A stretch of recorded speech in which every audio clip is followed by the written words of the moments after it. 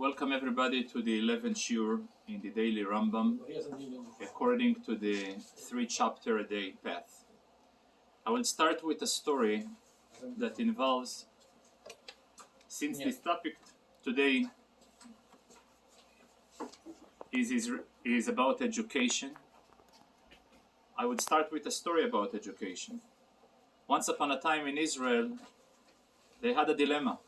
They are suffering from so many wars, so many conflicts, and they decided it's about time to appoint a minister of war affairs, a minister that will be dealing with all the problems of wars that are going on.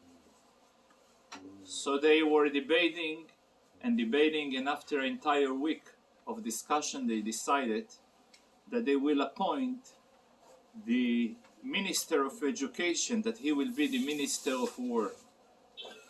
Everybody was wondering what's the connection between education and war. And they came to a conclusion that since while he was ministering the education ministry was no education, maybe when he will be the Minister of War, not going to be any war. When we speak about education, we tend to make a confusion between information and education. Once upon a time, you can see it on a video,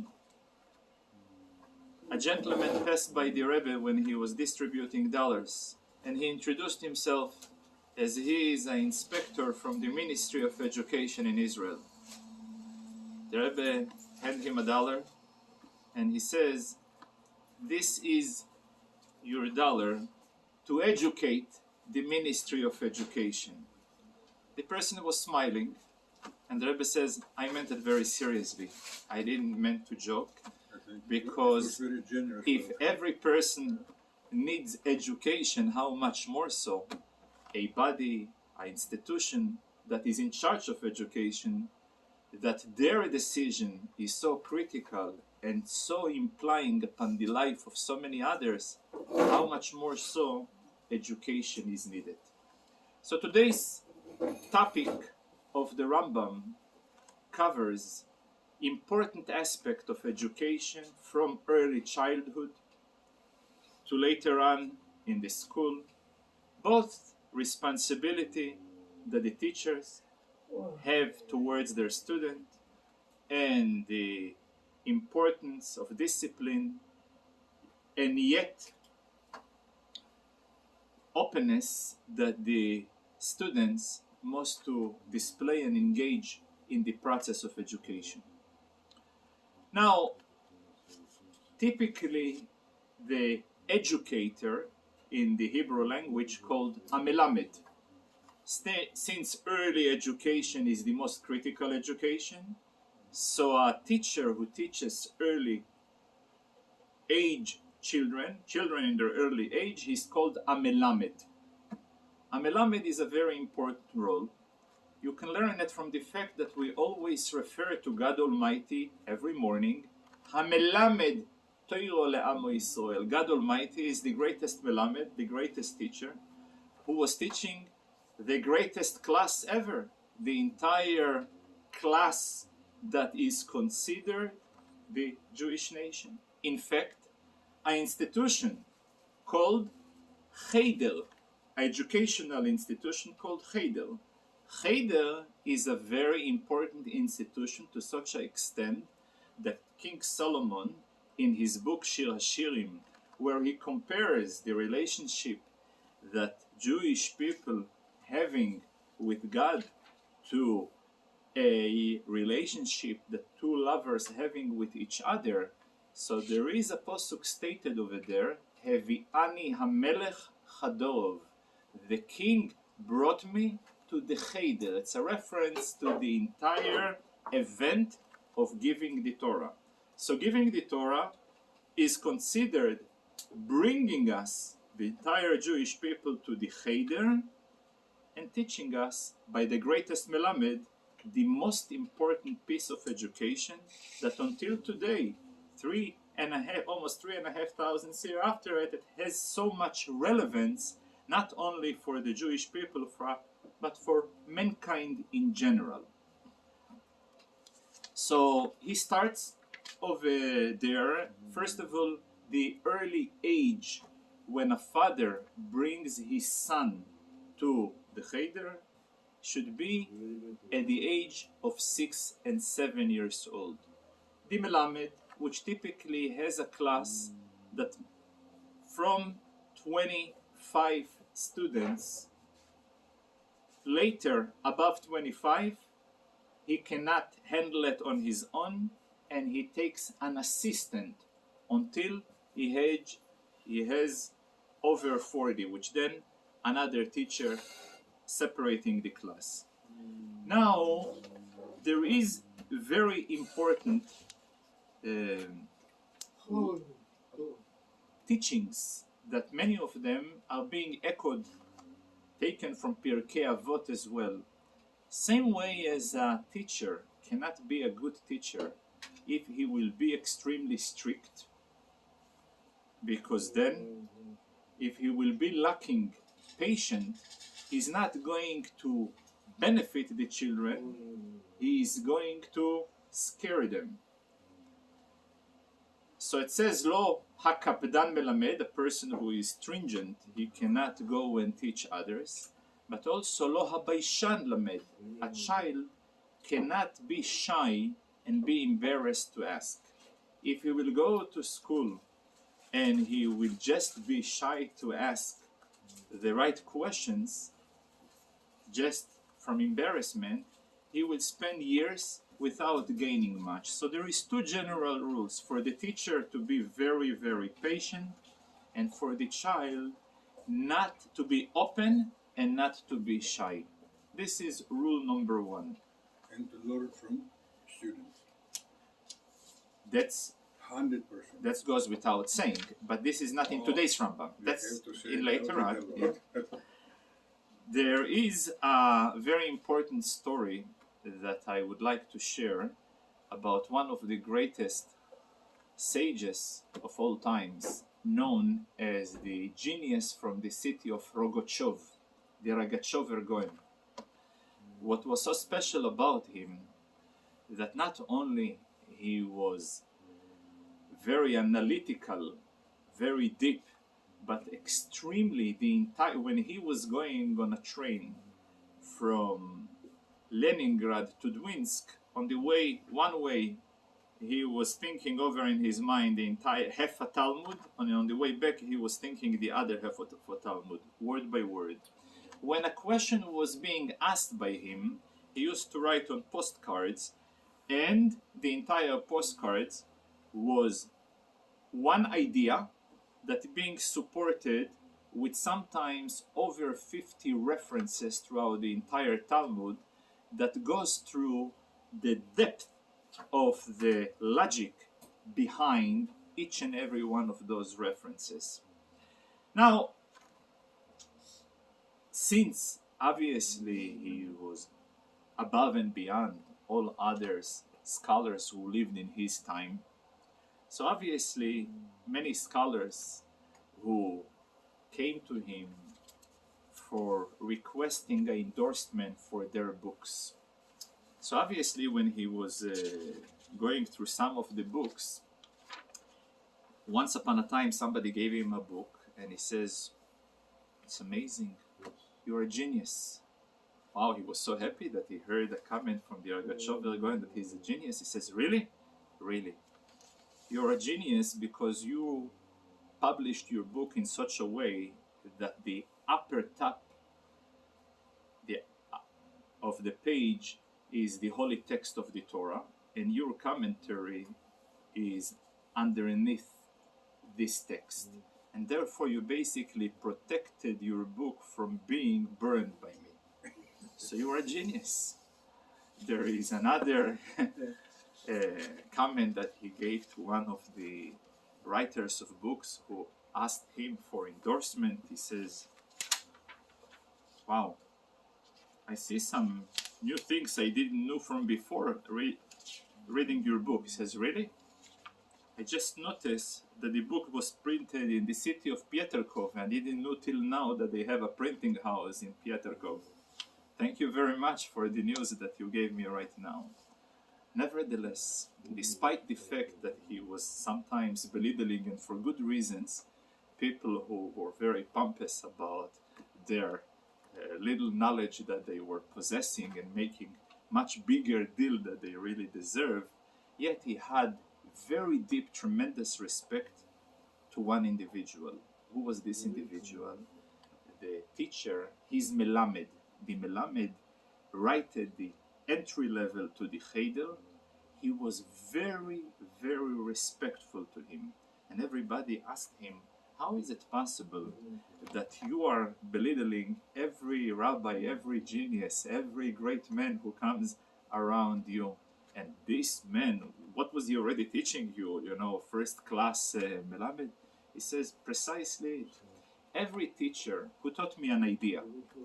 Then I grew up and I took apart the idea and I realized that on every idea he taught me, I had something to refute it with. I had a counter argument to this idea, to any logic, any logic. However, what was this teacher taught me? He taught me how to read Aleph. He taught me how to pronounce Beis, how to pronounce Gimel, how to combine between the nekudos and the letters. This knowledge, till today, it's so emes v'yatziv, I cannot refute it. It's perfectly true, it's perfectly absolute, and this is the only time who deserves and will gain my respect. So now we see even further than this, by the Rebbe himself, about his early childhood throughout different Farbrengens and occasions. He used to share publicly the experiences he was having with his Melamed. For example, there is one of the famous stories that the Rebbe was sharing about his Melamed, that once upon a time the student caught him on the day of Tisha B'Av studying Torah. And Tisha B'Av is a day that the study of Torah is forbidden. And yet he was studying regular parts of Torah, besides the morning parts that pertaining to the Tisha B'Av events. So they were shocked to find their teacher, given the fact, of course, since he was very busy throughout the year of teaching them and preparing to them and traveling to his house, so he was way behind, falling behind on his daily obligation of the Torah quotas that he was covering every day. So they asked him, how is it possible for you on Tisha B'Av to go and study Torah? And he says, well, after 120 years, they will anyway lash me in the heavenly court. They would punish me with lashes. So I might as well lash me for studying Torah. I would feel much better if this is the reason that I will get the lashes for studying Torah on Tisha B'Av. Now, talking back about the importance of giving very extra care and attention of educating children in their early age, you can learn from a very interesting halacha that the Rambam repeated twice. And typically the Rambam never ever repeats anything twice. And if he is repeating twice, it comes to teach us a lesson. And I will explain. For example, the Rambam in the rules of studying Torah, he writes the following rule, that children should never ever cease to learn their study activities in their Cheder, not even for building the Beis Hamikdash. Beis Hamikdash is the greatest project, the holiest project you can imagine. Yet they are forbidden to take part in the building of Beis Hamikdash if it takes them away from the study of Torah. Then the Rambam repeats the same halacha in the rules of building Beis Hamikdash, and he writes the following rules. He says, everybody is committed to build the Beis Hamikdash, besides children who study Torah. So the question over here, why the Rambam repeats the same halacha twice? And typically when the Rambam repeats the same halacha twice, with the message that he is giving you, he giving you two messages. That a Beis HaMikdash cannot be built. A Beis HaMikdash is not holy, cannot go and be used as a conduit of godliness and holiness if children who were taken away from Torah were participating. So this is a rule in the building Beis HaMikdash. Then there is another rule when it comes to the study of Torah, that the Torah, you cannot build a system of a perfect education when children are being torn from their holiest activity of building a foundation for the spiritual structure of future Judaism when they are taken away from it, even for the building of Beis HaMikdash. So there is over here two halachas, although seemingly he repeats the same halacha twice, but yet one of them is a halacha in the process of educating children. The second is a halacha in the process of building Beis HaMikdash. We see another interesting, exactly the same halacha when it comes to a person. Typically, there is different rules and regulation that relating to the relations between neighbors. For example, if a person lives in a co-op or apartment building, a public residence, so obviously he is not allowed to engage in activity that will disturb the ongoing rest of his neighbors. For example, if a person makes home a factory that makes noise, so obviously the neighbors have a right to stop him from doing so. But there is one exception. If a person opens up a cheder in his own home, he is exempt from all other liabilities, no matter how much noise they are making, no matter how much disturbance they are making. Given the fact that the value of studying Torah and teaching and raising a future education of people who will be dedicated to Torah, so this value overrules even liability and sensitivity to neighbors. This is one halacha that, again, being repeated over here in Hilchos Talmud Torah, in the rules of Talmud Torah, and as well when it comes to Niskei Shchenim, when it comes to those relationships that engage with neighbors and their liability towards each other. For example, a similar rule, there is rules of Hasogas Gvul, competition. You know, if a person is in a co-op and he is engaged in one business, so another person cannot really come and compete with him in the same plaza, because he's so-called taking away from his parnoso. When it comes to educating children, so the rules of competition are not relevant, because the value of Yagdil Torah V'Yadir, increasing and raising and spreading the value of Torah, again overrules the other consideration.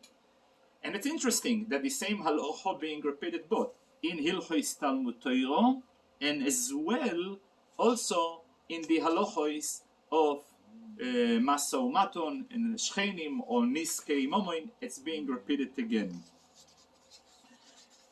Now, a very important concept that the Rambam introduces in the daily shiur is the fact that the Jewish people were given three crowns: the crown of priesthood, the crown of kingdom, and the crown of Torah.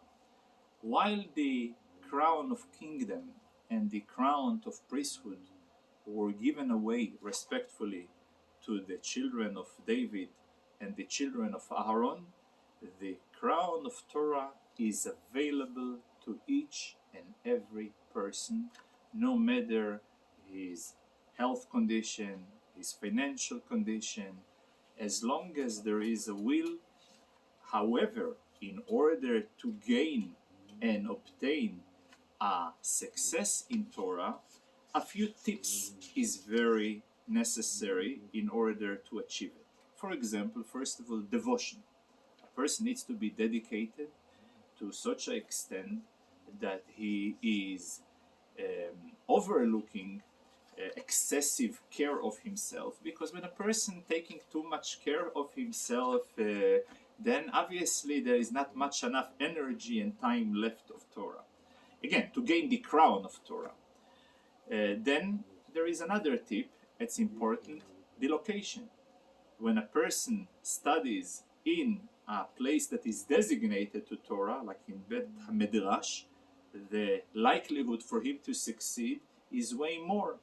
There is another tip, to gain knowledge, to gain so-called bikius, more information, the best time to do it is at night. To gain more depth is throughout the day. There is another tip that is given, which is very strange for a person who is being exposed to the Western society, is to verbalize everything that we are reading it with actually expressing the words verbally.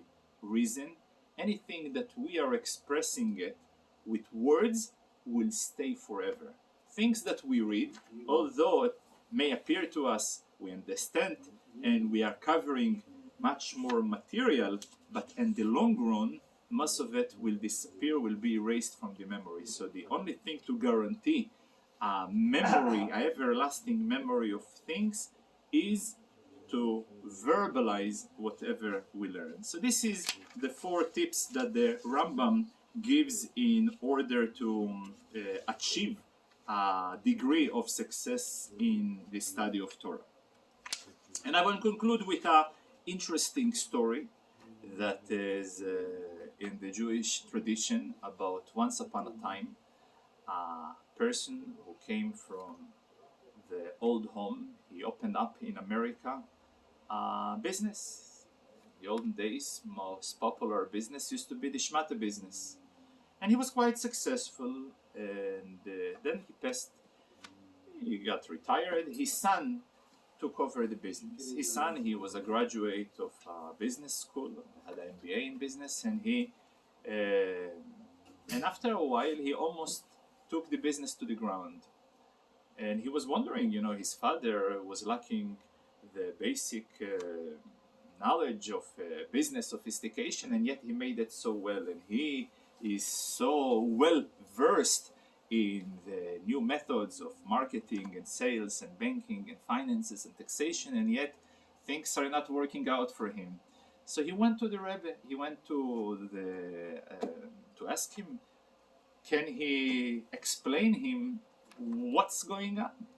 So the rabbi told him like this: can you tell me a little bit how was your father behaving when he went to the business? So he says, yeah, my father always went to the business. He took with him my entire library. He took with him the Chumash, and he took with him Tehillim, and he took the Talmud, and he took the Mishnayos with him. And basically, first, all he did, he was just studying. And if a customer came, he served him. He says, and what you doing? You also bringing the... He says, no, I'm leaving everything. This, I'm totally focused in the business. He says, here you have the answer. Your father, when he was studying Torah in his business, so the Yetzer Hara didn't like it. And he wanted to distract him. The only way it was possible for him to distract your father from his business, to send him clients. So every time he sent him a client, he served him, and he made a few dollars, he continued to study. So he sent him another client, and so on. So he had so many clients, and the business was booming. Now, why should the Yetzer Hara should distract you? You're doing his job. He has no reason to distract you. Why should he send you client? He sends you clients only to distract you from studying Torah. So here is a very important lesson to teach us how essentially throughout the study of Torah, not only that we are fulfilling a mitzvah, it's also part of the 613 commandments, but there is also a very unique connection that we are a relationship that we are creating with God in a very intimate way by the study of Torah, because the wisdom of God and our wisdom are getting intimate and getting united in a very, very special and very unique way. And for that reason, for example, in the literacy of Hasidus, the fulfillment, the involvement in mitzvot is being compared to garments, and the study of Torah is being compared to food. Garments is something that gives us honor, but it serves us externally, where food that we are consumed gives us internal satiation and becoming part of us. So the idea of studying Torah and getting the message, teaching Torah to others, so as I said, the benefits, not only we fulfilling a mitzvot, not only we are internalizing the wisdom, the infinite wisdom of God of ourselves, but also we are assuring a continuation of the Jewish faith and nation forever. And the most important thing, we are fulfilling the purpose of our creation and coming to this world. So I wishing to everybody success in their study of Torah and involvement in it. Thank you.